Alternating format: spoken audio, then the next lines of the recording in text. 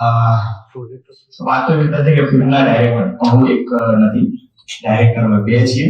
તો શાહિદભાઈને વિનંતી કરીશ કે સ્ટેજ પર આવો. આ ફિલ્મ વિશે વાત કરું એ પહેલા આપણે ટ્રેલર જોઈ લઈશું અને પછી જ આપણે ફિલ્મ વિશે વાત કરીશું તો વધારે સારું રહેશે.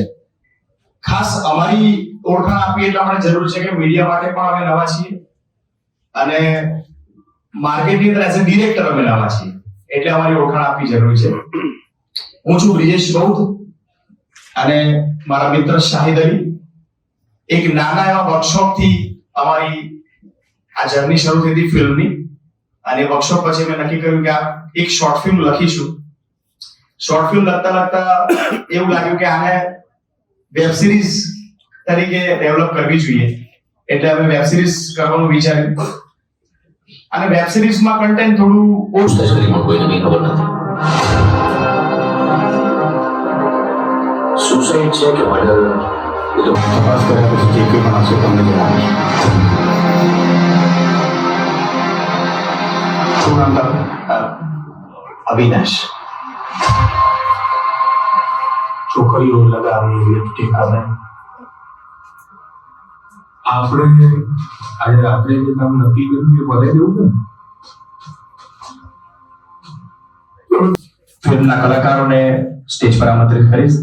સૌથી પહેલા આ ફિલ્મના મુખ્ય કલાકાર દાદા વચ્ચે બેસી જજો. આરજો ત્રિવેદી, વચ્ચે ના ઉતરો. અહીંયાથી બેસી જવાનું. જઉં છું. યોગિતા પટેલ,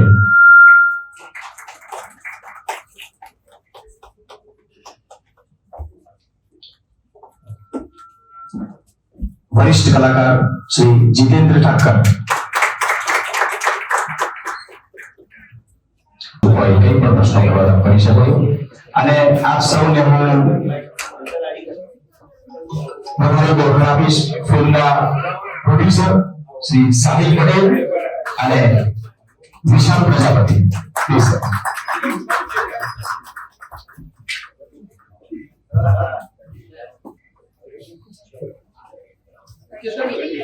અમારી બાજુમાં બેઠા છે અને એમની જ મહેનતથી એમના સહયોગથી આ ફિલ્મ અમે બનાવી શક્યા છીએ. એટલે સૌથી પહેલા એમને ખૂબ ખૂબ અભિનંદન અને શુભેચ્છા પાઠવું છું. પછી જ્યારે એક્ચ્યુઅલ શૂટિંગનો ટાઈમ આવે ત્યારે કલાકાર વ્યસ્ત હોય એટલા માટે અમે લોકોએ જે વ્યસ્ત કલાકારો છે એ લોકોને પહેલેથી જ પૂછી રાખ્યું કે આ ટાઈમમાં આપણે શૂટ કરવાના છે તો પ્લીઝ તમે બીજું કોઈ શૂટ આ દરમિયાન ના લેતા. કેમ કે આજે આપ સૌ જુઓ છો કે ઘણી બધી ફિલ્મોની અંદર ચેતનભાઈએ ઇન્સ્પેક્ટર ના ઘણા બધા કિરદાર નિભાવ્યા છે. એટલે અમારી ઈચ્છા એવી હતી કે ઇન્સ્પેક્ટર તરીકે ચેતનભાઈ હશે તો આ પાત્રને વધારે ન્યાય મળશે એટલે અમે પહેલેથી ચેતનભાઈને બી કહીને રાખેલું હતું. એવા જ અમારા જીતેન્દ્ર સર, એમને પણ એમના આ ફિલ્મની અંદર કિરદાર નાનકડો છે પણ અમારી એવી ઈચ્છા હતી કે આ કિરદાર જીતેન્દ્ર સર જ કરે તો એને પ્રોપર યોગ્ય ન્યાય મળશે અને એવું જ થયું છે. અને સાથે આપ સૌ ઓળખો જ છો જેને આપણે આખું અમદાવાદ, આખું ગુજરાત, આખું ભારત દેશ તુના નામથી ઓળખે છે એવા આરજવભાઈ અને યોગિતા. આ બંને પાત્રો, યોગિતા મારી પત્ની છે એટલે સ્વાભાવિક વસ્તુ છે કે મારે એમાં કોઈને પૂછવાનું હતું નહીં. કેરેક્ટર જ્યારે મેં લખ્યું ત્યારે એને ધ્યાનમાં રાખીને એ પાત્રને બનાવ્યું. અને ધ્રુવી છે અને સ્મિતભાઈ છે. સ્મિતભાઈને હું પહેલી વાર મળ્યો હતો ફિલ્મ જ્યારે લખાઈ ત્યારે. સ્મિતભાઈ એક જ એવું પાત્ર છે જે સ્ક્રિપ્ટ લખાય પછી અમારી સાથે જોડાયું પણ અમે જે પાત્ર વિચાર્યું હતું એના કરતા એમણે જે પાત્ર ભજવ્યું છે બહુ જ વધારે સારું ભજવ્યું છે એટલે અમને બહુ 100% એની અંદર સંતોષ છે. એટલે તમામ પાત્રો ઓલમોસ્ટ કહી શકાય કે અમે જે વિચાર્યા હતા એવા છે. આમાંથી મેસેજ શું જશે લોકો અત્યારની યુવા પેઢીને અને જૂનારી વ્યક્તિને? જે ઘટના બને છે પહેલી તો આવી ઘટના ક્યારેય કોઈના જીવનમાં ઘટવી ના જોઈએ અને આ ઘટના જેના દ્વારા કરવામાં આવે છે કે જેના થકી આ વસ્તુ ઘટે છે એવું કોઈ પાત્ર જો આપણા સમાજની અંદર હશે તો એના માટે એક શીખ છે કે આ પાત્રમાંથી એ શીખે કે કોઈ પણ વસ્તુનો એન્ડ એ આપણે જે વિચારીએ એવું જ થાય અને એવી જ રીતે થાય તો જ હેપી એન્ડિંગ હોય એવું નથી હોતું. ક્યારેક અમુક વસ્તુ આપણા હાથમાં હોતી નથી, એ કુદરતના હાથમાં હોય છે કે સંજોગોના હાથમાં હોય છે.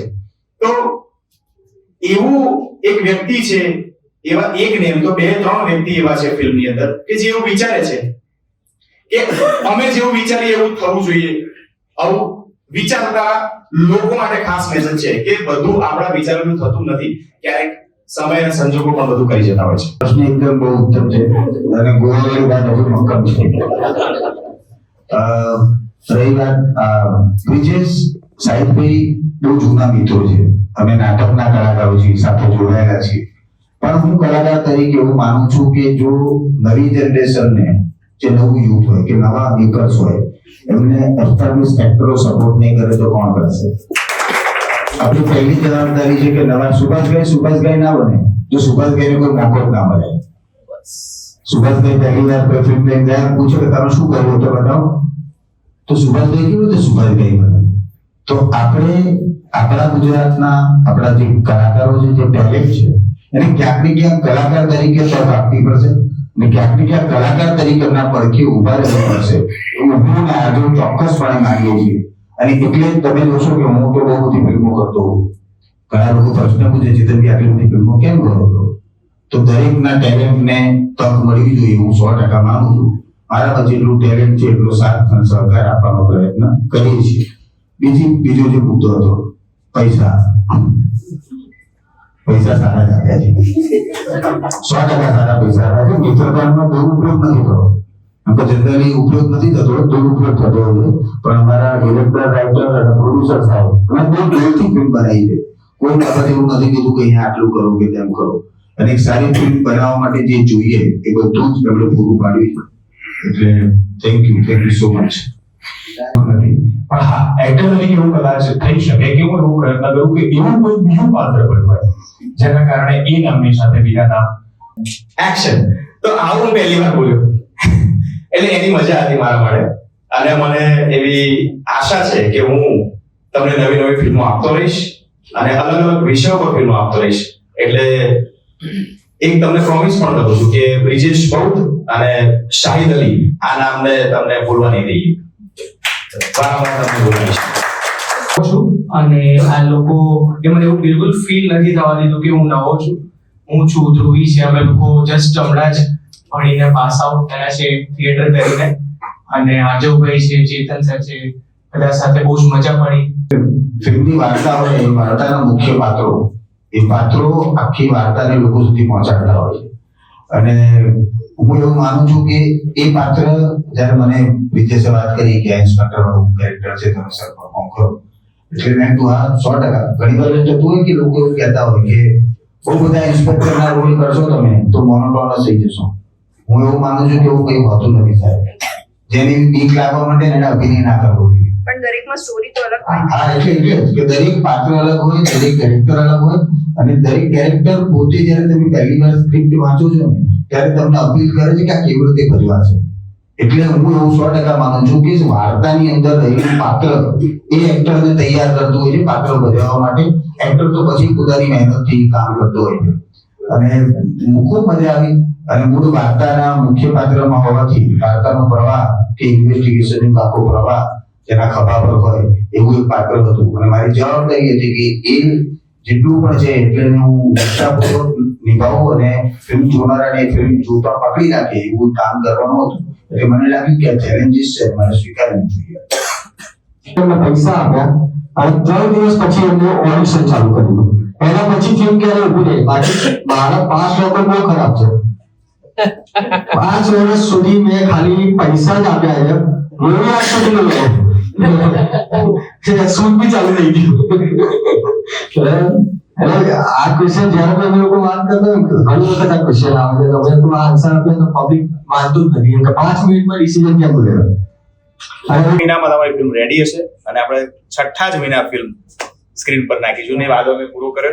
ભાઈ તારા બાપાએ મને નથી પૂછ્યું કે તારા લગ્ન કોની જોડે કરશું. હું નક્કી કરીને આવ્યા આની જોડે તમારા લગ્ન કરવાના છે. મેં કરી લીધા, એમાં સફળ પણ થયો. પણ કહેવાનો મતલબ મને પૂછ્યું હતું મારા પપ્પાએ ત્યારે આને આવી તરત પૂછ્યું બોલો તમારા બાઈકમાં કોણ હતી. મારી પસંદગી રાઈ લઈ આવ્યો. Thank you. ફિલ્મ મેં કહ્યું કે સ્ટોરી મારી પહેલી વાર મેં લખી છે. એટલે જ્યારે અમે સ્ટોરી ડિસ્કસ કરી ને ત્યારે એવું હતું કે ક્યાંક સ્ટોરી તમને એવું લાગે કે અહીંયા ડ્રોપ થાય છે, અહીંયા તૂટી રહી છે, તો એ જે વચ્ચે સેતુ બાંધવાનું કામ છે ને ચેતનભાઈએ કર્યું છે. આ ફિલ્મની ઘણી બધી જગ્યા એવી છે કે જ્યાં ક્યાંક કશું ખૂટતું હતું અને જેનાથી સ્ટોરી આગળ ડેવલપ નહોતી થતી, પણ એ સ્ટોરી પ્રોપર બનાવવાનું કામ ચેતનભાઈ અમને બહુ સપોર્ટ કર્યો છે અને એમાં થકી અમે આ પ્રોપર વર્ક કરી શકીએ છીએ સ્ટોરીમાં. ખૂબ મહત્વનો રોલ આ મૂવીમાં છે. કઈ રીતનો રોલ રહેશે અને શું કહેશો? બહુ સરળ વ્યક્તિત્વ ધરાવતો એક માણસ છે, બહુ સીધો સાધો માણસ છે, કોલેજના સ્ટુડન્ટ્સ જે હોય છે એ પ્રકારનો એક માણસ છે. એની લાઈફમાં અચાનક એક એવી ઘટના બને છે કે જે ધારી નથી એને ક્યારે વિચાર્યું નથી.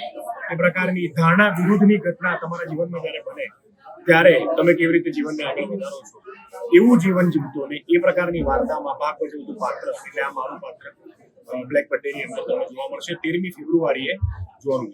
અલગ અલગ પાત્રોમાં માનો છો, શું કહેશો એના વિશે? અલગ અલગ પાત્રમાં એટલા માટે માનું છું કે મેં એક્ટર બનવાનું ચૂઝ એટલા માટે કરેલું કદાચ કે દરેક પ્રકારના સબ્જેક્ટ ઓરિએન્ટેડ વાતો કે પછી દરેક પ્રકારની ફિલ્ડમાં આગળ વધતા માણસો, જર્નલિસ્ટ હોય, તમારા જેવા કે પછી ડોક્ટર્સ હોય કે એડવોકેટ હોય, આ બધા જ પ્રકારને એક સાથે જીવવું હોય તો મને એવું લાગે છે કે એક્ટર બની જાઓ, તમે બધું એક સાથે જીવી શકો છો. પણ હા, એના માટે રિસર્ચ પણ એટલું જરૂરી છે કે સાચું તમે કહેશો, ખોટું નહીં. તો એટલા માટે થઈને હું મારી લાઈફમાં એવું નક્કી કરીને બેઠો છું કે જેટલા બને એવા અલગ અલગ પાત્રો ભજવીશ, પ્રયત્ન કરીશ. મેમ કેવો અનુભવ રહ્યો પહેલી વાર અને આજે કરવામાં આવ્યું, સાથે ઘરની સાથે મૂવી પણ જણાવશો?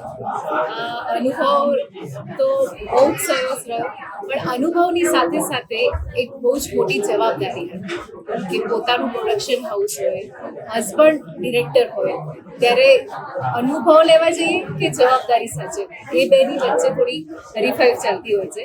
પણ અનુભવ બહુ જ સારો રહ્યો કારણ કે પોતાના હસબન્ડ જ્યારે ડિરેક્શન કરાવતા હોય તમારી સાથે ત્યારે એ જે ખુશી છે, જે આનંદ છે, જે એક્સાઇટમેન્ટ છે એ કંઈક અલગ જ હોય છે. અને અમારા પ્રોડક્શનની આ ફર્સ્ટ ફિલ્મ છે એટલે બહુ જ મજા આવી, બહુ જ બધી ઘણી બધી વસ્તુઓ છે જે કહેવા જેવું છે પણ હમણાં સમય નથી, પણ મજા આવી. મેમ કેરેક્ટરની અંદર જે ખાસ પાત્રમાં તમને ક્યાં એવું લાગ્યું હોય એના વિશે જણાવશો કે જ્યાં તમે અટવાયા અને આજે ત્રિવેણી સંગમ નવા જૂના અને બધા સાથે હતા તો તમને એવું લાગ્યું કે ના આ જગ્યાએ મારે ક્યાં કર્યું, એવું કોઈ ખાસ મોમેન્ટ તમે શેર કરો? એક સીન હતો મારો જ્યાં મને એવું કહેવામાં આવ્યું કે રાજેશ ખન્ના જેવું કેરેક્ટર ત્યારે મેં દરેક કલાકારો સાથે ચર્ચા કરી કે કેવી રીતે કરી શકાય. બધાએ મને બહુ જ હેલ્પ કરી છે ડિરેક્શનમાં, પણ શાહિદભાઈએ મને સ્પેશિયલી એ વસ્તુ શીખવાડી કે તમે આવી રીતે આ બોડી લેંગ્વેજ કરશો તો મજા આવશે. મને એ સીન કરવાની બહુ મજા આવી. હાય, મારું નામ છે આકાંક્ષા પંચાલ. મેં આ ફિલ્મમાં એક નાનું કેરેક્ટર કર્યું છે જે કેરેક્ટરનું નામ છે શિલ્પી, પણ એ કેરેક્ટર થોડુંક સસ્પેન્સ છે અને ઇન્ટરેસ્ટિંગ પણ છે એટલે એની ડિટેલ્સ તો વધારે હું તમને નહીં આપી શકું. પણ ઘણું નાનું કેરેક્ટર પણ સ્ટીલ એક એવું કેરેક્ટર છે કે એન્ડ સુધી તમને ક્યુરિયોસિટી લાગશે કે આ કેરેક્ટરનું કામ શું છે, એ શું કરી રહ્યું છે આ ફિલ્મમાં, કે મે બી તમને એન્ડ સુધી તમને ખબર જ નહીં પડે કે કેરેક્ટર શું છે અને એનો રોલ શું છે આ ફિલ્મમાં, જે લાસ્ટમાં કદાચ રિવીલ થશે એવું કહી શકું છું. તો એક સસ્પેન્સ કેરેક્ટર છે. આ ફિલ્મમાં આટલા બધા એક્ટર એક્ટ્રેસ છે જે બધા બહુ જાણીતા છે, ઘણી બધી ફિલ્મો કરી છે, તો એ બધા સાથે કામ કરીને તમારો એક્સપિરિયન્સ કેવો રહ્યો? ઓફકોર્સ બધા સાથે કામ કરવાનો એક્સપિરિયન્સ બહુ જ સારો રહ્યો. અને મેં આની પહેલાં હું 3-4 ફિલ્મ્સમાં મારા કેરેક્ટર્સ કરેલા છે, પણ અહીંયા એઝ અ ડિરેક્ટર બ્રિજેશભાઈનું ફર્સ્ટ મૂવી હતું, પણ તો પણ અમને એમાં ક્યારે એવું લાગ્યું નહીં કે આ એક એમની ફર્સ્ટ મૂવી ડિરેક્ટ કરી રહ્યા છે. અને ઇનફેક્ટ મોટા મોટા એક્ટર્સ પણ છે, ચેતન દૈયા સર છે, આર્જવ ત્રિવેદી સર છે, એ બધા એ સિવાય પણ ઘણા બધા મોટા એક્ટર્સ છે. પણ જ્યારે ફ્લોર પર ચાલી રહ્યું હતું શૂટિંગ ત્યારે ક્યારે એવું લાગ્યું નહીં કે એ લોકો સિનિયર એક્ટર્સ છે, અમે જુનિયર એક્ટર્સ છીએ. તો એમ કહું કે ફિલ્મમાં ઘણું ઓછું કામ કર્યું છે એટલે બહુ નવી કહેવાય એમની કંપનીમાં, પણ તો બી એમને ક્યારે એવું ફીલ નથી થવા દીધું. ઇનફેક્ટ અમને ક્યારેક મને એવું લાગે કે કેરેક્ટરમાં ક્યાંક અટકી છું તો લોકો ઓલવેઝ હેલ્પ પણ કરી છે, સપોર્ટ પણ કરી છે. અને ફ્લોર પર બધા એક ફ્રેન્ડ્સની જેમ જ રહેતા હતા, તો એક માહોલ બહુ સરસ હતો એટલે તમે પરફોર્મન્સ પણ એટલું સારું કરી શકો. જેમ તમે કીધું કે તમને એવું લાગ્યું કે હું નવી છું ને મને ક્યારેક ફિલ્મ ના કરવા, ઘણા બધા એવા હોય છે જે ફિલ્મ ઇન્ડસ્ટ્રીમાં આવવા માંગે છે, તો કયા ટાઈપના એમના ચેલેન્જીસ આવતા હોય છે ને કઈ રીતના ફેસ કરવા જોઈએ?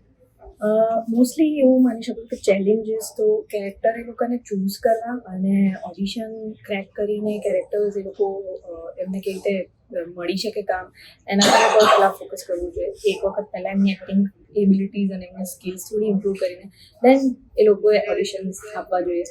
પછી એક વખત જો સારી ટીમ હશે તો તમને કામ લોકો તો સપોર્ટ કરવાના જ છે અને તમે તમારી રીતે તમારી જાતને હેલ્પ કરીને આગળ ઇમ્પ્રૂવ કરતા જ જશો તો તમને એટલો પ્રોબ્લેમ નહીં આવે. આ ફિલ્મ આવી છે 13મી ફેબ્રુઆરીએ તમારા નજીકના સિનેમાઘરોમાં ગુજરાત અને મુંબઈ બધે રિલીઝ થઈ રહી છે 13 ફેબ્રુઆરી. Don't miss it. Thank you so much. શું રહ્યો ફર્સ્ટ ઓફ ઓલ ડાયરેક્ટર એક્ટરે ખૂબ જ મહેનત કરેલી છે. મૂવી હિટ ત્યારે જ જશે જ્યારે ઓડિયન્સ થિયેટરે જશે. 1 ફેબ્રુઆરી ઓડિયન્સનો સપોર્ટ મળશે. ખાસ કરીને તમારો કઈ રીતનો અનુભવ રહ્યો છે? એકચ્યુઅલી આ અમારું ફર્સ્ટ ટાઈમ અમારું મૂવી આવી રહ્યું છે અને આ મૂવી પાછળ અમે લોકોએ ઘણી મહેનત કરી છે અને અમારા ડાયરેક્ટર બી નવા હતા, અમે પ્રોડ્યુસર બી નવા હતા.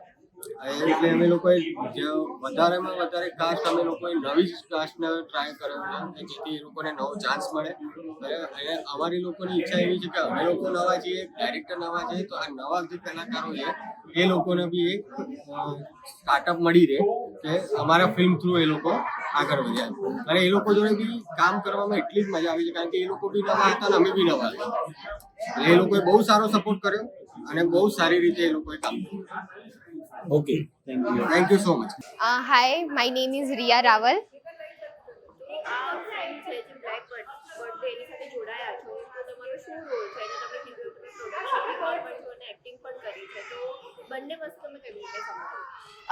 યસ, પહેલાં તો સૌથી પહેલાં હું છે ને બ્રિજેશ સર જે મારા મતલબ કહેવાય ને એઝ અ એક્ટર, જેમ આપણે વાત કરી કે એઝ અ એક્ટર એમને વધારે આપણે બહુ જ સપોર્ટ કર્યો છે અને હું એમને ક્યારેય નહીં ભૂલીશ, ડેમ શ્યોર છું.